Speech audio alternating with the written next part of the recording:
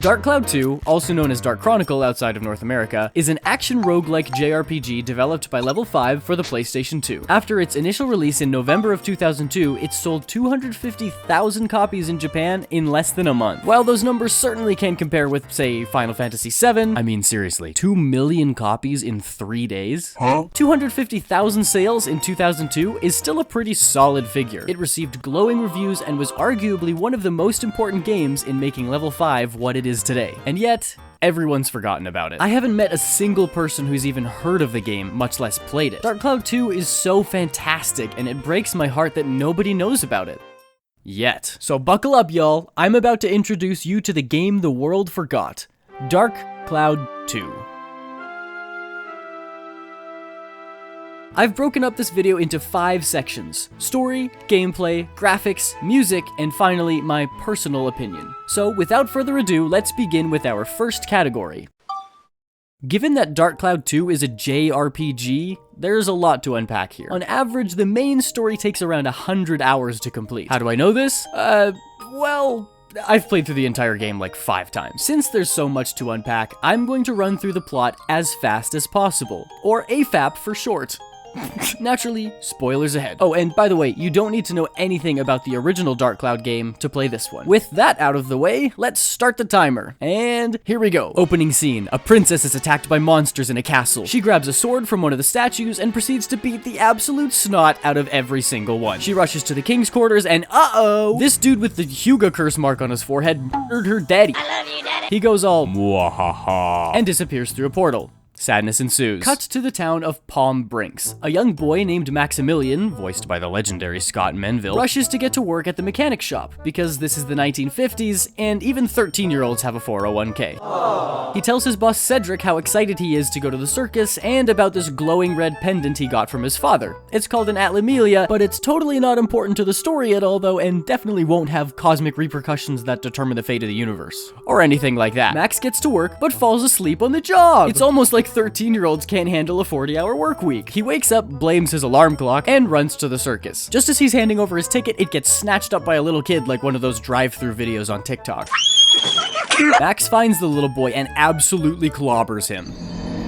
But Max feels bad for the poor kid and hands over his ticket like a good little main character. Everything goes black. Tense music plays. Max actually kind of breaks the fourth wall here and is all like, "What is going on?"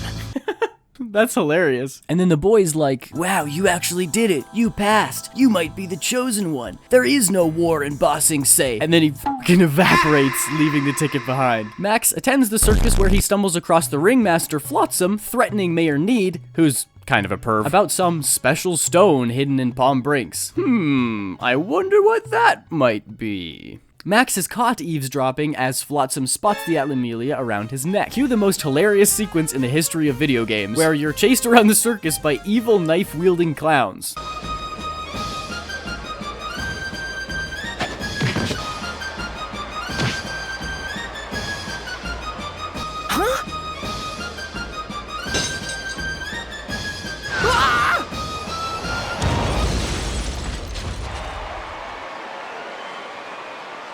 To great applause. Max manages to escape the circus. Finally a moment of rest after all that crazy— What on earth is that?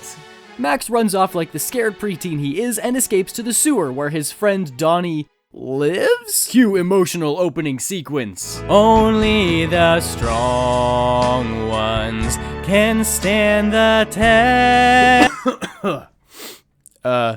Anyway, now that the circus wants him dead, Max decides to leave town. It's also partially to look for his lost mother, but we'll get to that later. However, the town gates are closed and nobody's come or gone in 15 years. There's only one way out, through the underground water channel. But there are monsters in there. Max will need to protect himself. So, Donnie gives him an actual gun.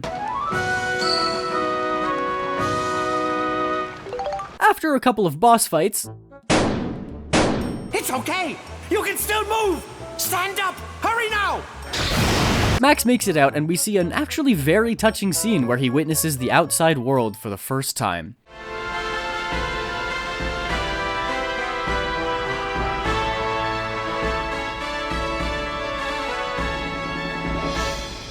And then Cedric shows up with a train. Yeah, you remember Cedric? He found out Mayor Need was being blackmailed by Flotsam, the ringleader. Cedric interrogates Need and convinces him to reopen the Blackstone Railroad so they can all get away from the freaky clown terrorists. On the road, or I guess on the rails, Cedric tells Max everything he learned from Mayor Need. Emperor Griffin is a ruthless overlord who laid waste to the world 15 years ago. The only surviving settlement is, you guessed it, Palm Brinks. Griffin spared the town because of a certain powerful red gemstone hidden there. Cedric also tells Max that Flotsam, the crazy clown guy who's been chasing them around, is one of Griffin's henchmen. Speaking of which, what's that noise? Oh, it's Flotsam shooting the train with the machine gun. And you defeat him by chucking bombs at his car. This game is awesome. He goes all kamikaze and tries to blow himself up, but suddenly, the red-haired boy appears? He throws Flotsam off the train and then turns into a girl? Look familiar? Huh? This is Monica. She's from 100 years in the future. Yes, there's time travel. Because, of course there is. She tells Max that in the future, humanity is trying to fight back against Emperor Griffin, but their resistance is losing. So, what do you do when you're on the losing side of a war? Travel into the past, and mess with the enemy's plans before they've even made them, of course. Max and Monica each have an atlamillia. Using their atlamillia, they can travel between their two times. The whole point of the game is to gather materials and rebuild the world in the present, or Max's time, which in turn aids in the fight against Emperor Griffin in the future, or Monica's time. It's a really neat idea. Start a settlement on a desolate wasteland, and in 100 years, you've got yourself a military factory. Make sense? No?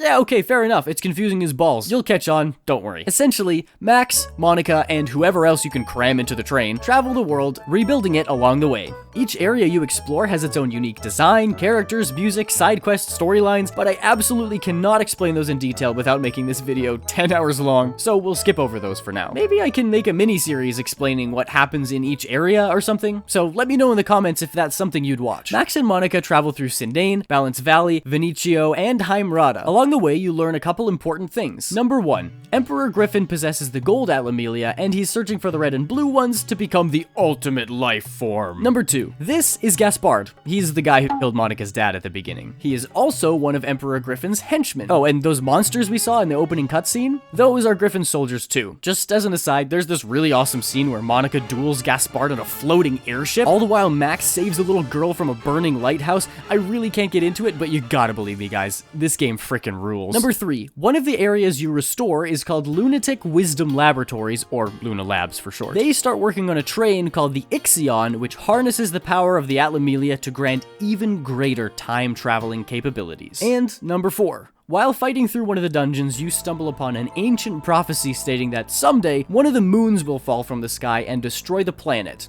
Oh yeah, there are 2 moons. Forgot to mention that. Okay, back to the main storyline. After rebuilding all of the regions, our crew is finally ready to take on Griffin. Max and Monica travel to the future, rally their newly made forces, and defeat Griffin's army. It's epic. Also during the battle, Max reunites with his mother. Yes, that. Turns out Max's mom Elena is actually from the future. Max's dad, Gerald, was the previous wearer of the red atlamillia. Elena, who is part of the resistance in the future, was sent back in time to protect Gerald and the red atlamillia. They fell in love, had a kid, and that kid is Max. His parents are from 2 different timelines, which explains his protagonist energy. Once the war began, Elena had to go back to the future, and Gerald, the prick that he is, decided not to tell any of this to his only offspring, Max. Anyway, Max finally sees his mother again, giving us this scene that I honestly can't watch without bursting into tears. Can't you come back?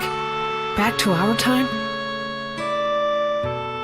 Max, please understand. This is the place where I have to be. I'm from this time, not yours. But even so, that's just selfish. That's just so... Max. If that's the case, I mean, if that's how things are, then you shouldn't have come to my time in the first place. Even though... I'm good. No, I can do this. I can do this. Even though the battle in the future is won, Griffin himself is still alive. In a different time?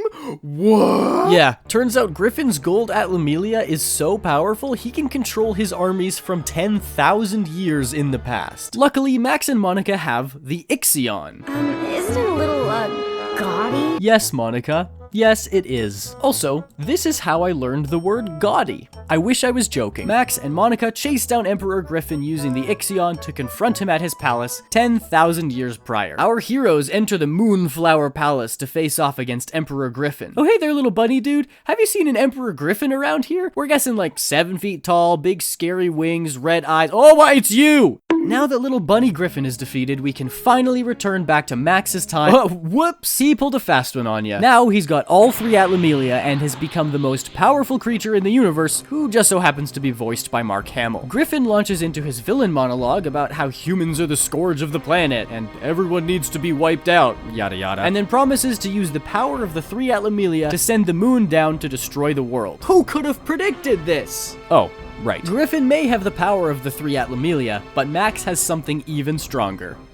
Of course, the whole time you're chasing down Griffin, you're slowly uncovering pieces of his backstory. Emperor Griffin used to be a moon person named Cyrus. He was homeless and alone until Queen Alexandra offered him a job as groundskeeper at her palace, the Moonflower Palace. Alexandra and Cyrus grew very close until a war over the atlamillia killed Alexandra and destroyed their home nation. As a result, Cyrus's hatred for humanity grew and he swore to wipe out all humans. So, essentially, Cyrus was upset about a war over the atlamillia, so he started a war over the atlamillia. Real smart plan you got there, you moron. After defeating Emperor Griffin / Cyrus, we get one final flashback between him and Sugar Mommy Alexandra telling him to stop being such a dick. This memory triggers something deep within Cyrus's soul, and he farts out this big ol' cloud of evil known as Dark Element. Yes, the hate that consumed him is so strong, it manifests itself in a physical form. It tries to stab Cyrus, but Max saves him at the last minute because he's a wholesome king. Dark Element then absorbs the 3 atlamillia, destroying them in the process, and, using their power, sends the moon hurtling down towards the planet just as Cyrus / Emperor Griffin promised to do. And, of course, Dark Element gets his villain speech too. No mortal is strong enough to defeat pure hatred in its ultimate form.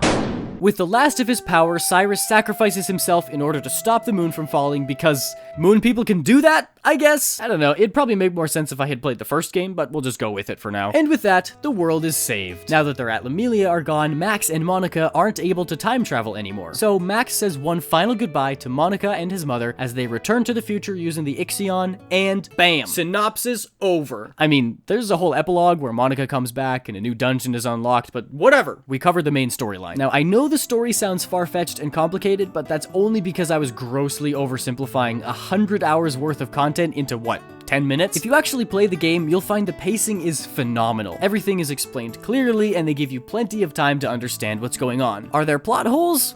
Of course. First of all, Dark Cloud 2 is a JRPG, so anime logic does apply. How did they beat Griffin when he had all 3 atlamillia? I don't know, the power of friendship, I guess. Secondly, it's got time travel in it. But just because time travel can be a bit confusing, doesn't mean the game is bad. Take Avengers Endgame or Harry Potter, for example. They're some of the most popular pieces of fiction ever made, and their time travel systems don't make any sense. At least in Dark Cloud 2, there's no age reversal. It's just 2 time periods that you get to jump between. Seems a lot simpler to me. There is so much to do in Dark Cloud 2. The majority of gameplay is dungeon crawling, where you defeat monsters, loot chests, and look for the gate key, which lets you progress to the next floor. If you succeed at certain challenges on that level, you'll get medals, which you can trade in for cosmetics. You do all of this while collecting geostones, which unlock blueprints for Georama, the world-building aspect of the game, which is largely how you progress the story. The weapon leveling system might be my favorite part of this game. You can break down loot found in the dungeons and synthesize it into your weapons for a power boost in one of 10 attributes. That will determine how much damage you deal to certain monsters. Once you've upgraded a weapon enough, you can then build up that weapon, granting yet another massive power spike and changing its appearance so your weapons don't get boring. The main criticism I've heard about this game is that the combat was good for its time, but it's now too slow compared to modern games. While that's certainly true, I kinda like having gaps between battles. It gives me time to heal up, change my weapons, or collect myself,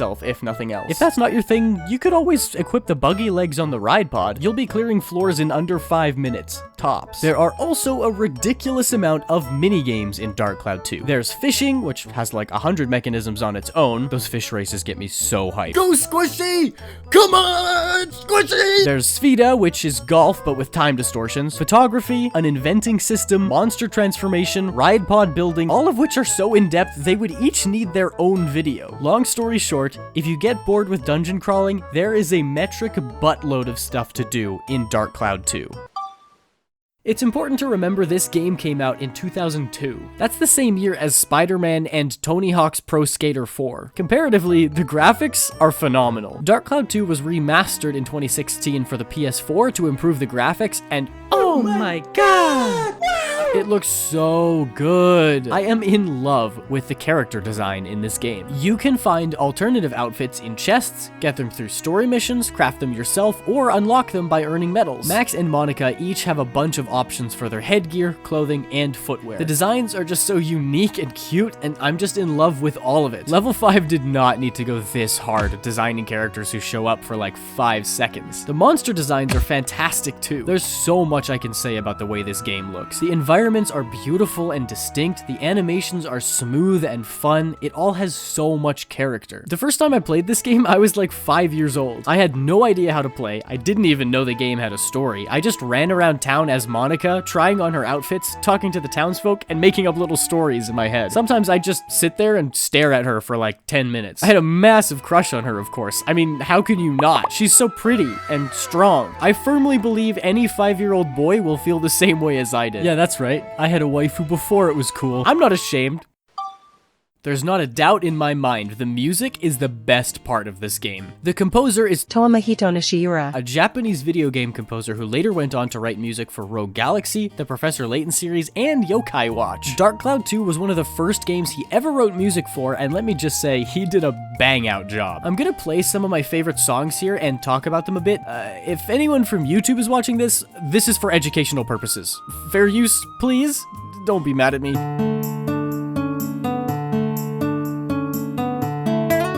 This is my favorite soundtrack from the game. It plays periodically throughout, like when you're fishing or after you've cleared all the enemies from a dungeon. It's so peaceful. I've probably listened to it for over 1,000 hours at this point.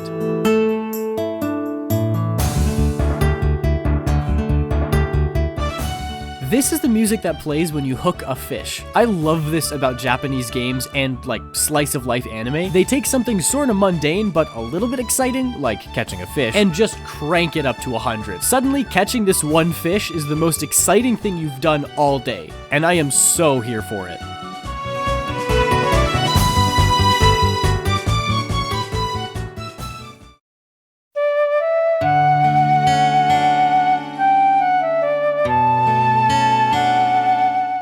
Balance Valley is really melancholic. Just listening to it now gets me teary-eyed. The nostalgia hits hard. I'm sure other people have something that when they see it or hear it, they're reminded of their childhood. Well, this is it for me. It's so beautiful, but sad at the same time. Getting to this area for the first time as a kid is a core memory for me. Like a character-defining moment in my life. Okay, I'm gonna shut up now because I'm making myself cry, but just take my word for it. This song means everything to me.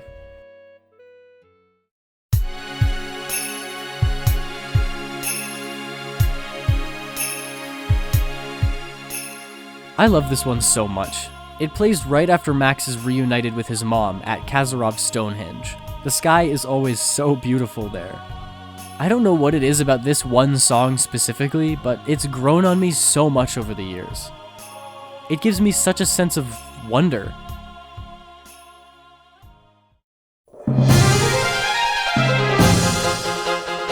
This is the song that plays during combat for the first 6 chapters of the game. Is this not the most perfectly crafted battle music? The subtle strings in the background, the timpani, the horns blaring over everything, the crash cymbals, and then the strings just take over with the melody and melt your face off? Ugh, it's so good. It really evokes the feeling of, oh shit, I might die here. But also at the same time, I'm a badass and you made a mistake by ever crossing me.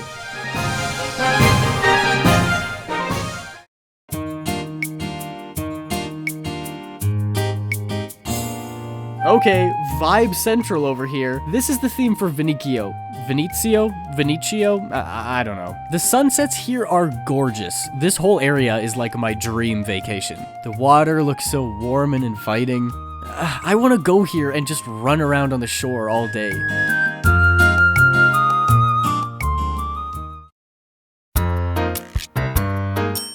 Alright, I just wanted to include this one because it fits the game so well. It's called Tutorial. This is exactly the background music you'd expect when watching a tutorial. It's really well done. I actually use this music in my D&D campaigns when I'm explaining a mechanic, and it works perfectly.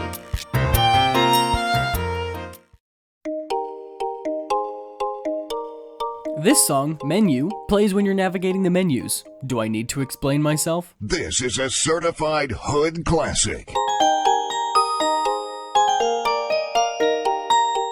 Honestly, you could pick any soundtrack from this game and I'd listen to it over any other game's soundtrack. It really is that good. Here are some other songs from Dark Cloud 2 I'd recommend you listen to if you've got the time.